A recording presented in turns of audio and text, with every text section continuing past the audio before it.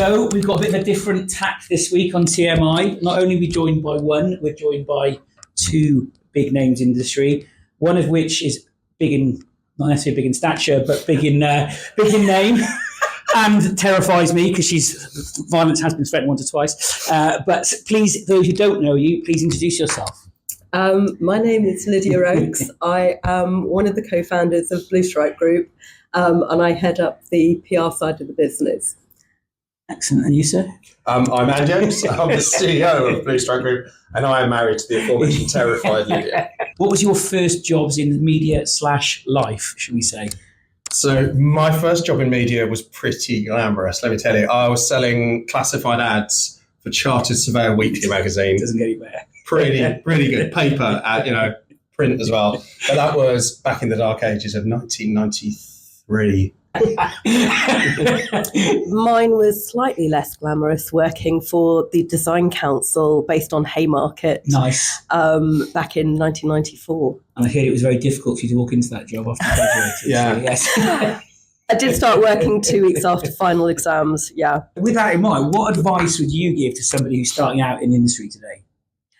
I think finding a niche, finding something that really excites you and really interests you, and aiming to become the expert in that topic. I think that was a piece of advice that was given to me when I was a student studying public relations. Yes, you can study PR. And I think it kind of stood me in good stead, thinking about how do you become an expert in a particular area and really kind of growing that presence. I like that. I think as well, don't feel you're tied down just with your first job. Too many people stay in their first job too long. This is such a wide-ranging industry. Yeah. Go and find something which excites you. Yeah. What do you think are the biggest challenges facing the industry at the moment? I think there's a bit of an inertia in the industry, which is caused by Google not pushing through cookie deprecation. I think that's one of the biggest things. I think that's caused a lot of companies to stall. There's a lot of people looking for jobs out there. Yeah. There are a lot of people at quite senior levels. Yeah. And the people I was talking to saying it's the hardest, they found it for years. Yeah. Definitely. No, I'd absolutely agree with that. I think the cookie deprecation has the pushing back of those deadlines has caused people to be looking out, expecting somebody else to come up with a solution, expecting somebody else to trial a solution, and kind of sitting back and waiting for others to actually come through and demonstrate that they found the solution rather than actually investing themselves. And trialing different options. Yeah. So I think there's a lot of waiting and seeing, far too much wait and see, actually. People need to be actually activating on ideas now. Yeah. What are you most excited about on the flip of that end of the coming quarters? Curation. Yeah. Wow. I think curation saves everything. I'll tell you what I'm excited about is, and it's something I bang on quite a lot, is that we have such a vibrant, exciting industry in this country, and we sometimes forget that. Let's just be excited about what we've got, and let's be proud of it. Yeah. I think that, as you mentioned earlier, a lot of people have found the last 12 months pretty tough. Yeah.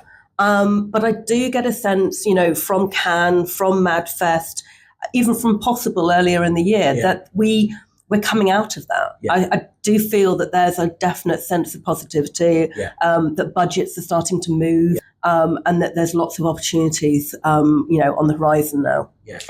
We spoke to Terry Kawaja in Cannes, and name dropping. Yeah. me and Terry, you having a word. Me and Sal. But he's talking about the fact that the M&A market is shifting again. Okay. And that is good news. We've seen the share through equated deals and others going, sign that things are moving again. Yeah, definitely. And that should be cheering everybody up. Yeah, no, definitely. 100%. It's a good barometer for sure. Great name job. What are you most proud of in your careers to date? We set up Blue Stripe with no funding, and have grown it into this big business now. Yeah, definitely. With some huge name clients that sometimes I could never have thought we were going to get, and just employing some fantastic people. But also having kept Justin Pearce out of trouble for 8 years, I think we should get some sort of medal for that. I'd have to agree with Andy. I think, setting up a business is something I'm hugely proud of. I think going through the pandemic like we did as well, that was quite a tough period for a lot of companies. We were very fortunate in that we actually grew our business during the pandemic. And I think that, we've created something that's quite diverse and a way of creating something unique. I think that, I'm super proud of that.